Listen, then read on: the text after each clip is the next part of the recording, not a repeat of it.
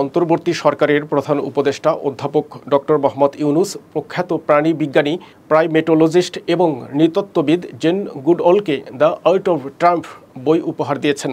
গত ২৫ সেপ্টেম্বর যুক্তরাষ্ট্রের নিউ ইয়র্কে জাতিসংঘ সদর দপ্তরে তিনি এই উপহার দেন।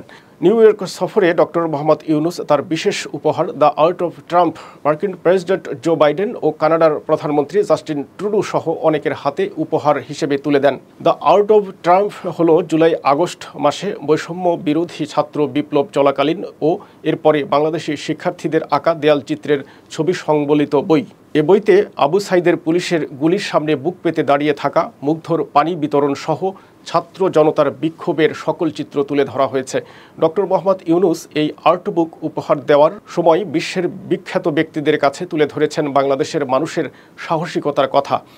সফরে আর্ট অব ট্রাম্প উপহার পাওয়া বিখ্যাত ব্যক্তিদের সাথে এবার যুক্ত হয়েছে প্রখ্যাত নৃতত্ত্ববিদ জেন গুডওলের নাম। জেন গুডওল ৬০ বছর ধরে বন্য শিম্পাঞ্জিদের সামাজিক ও পারিবারিক মিথস্ক্রিয়া অধ্যয়ন করার পর তাকে শিম্পাঞ্জি সম্পর্কে বিশ্বের শীর্ষস্থানীয় বিশেষজ্ঞ হিসেবে বিবেচনা করা হয়। তিনি জেন গুডওল ইনস্টিটিউট এবং রুটস অ্যান্ড শুটস প্রোগ্রামের প্রতিষ্ঠাতা এবং তিনি সংরক্ষণ ও প্রাণী কল্যাণ বিষয়ে ব্যাপকভাবে কাজ করেছেন। ২০০২ সালে তাকে জাতিসংঘের শান্তির দূত হিসেবে মনোনীত করা হয় এবং গুডওল ওয়ার্ল্ড ফিউচার কাউন্সিলের একজন সম্মানিত সদস্য তিনি।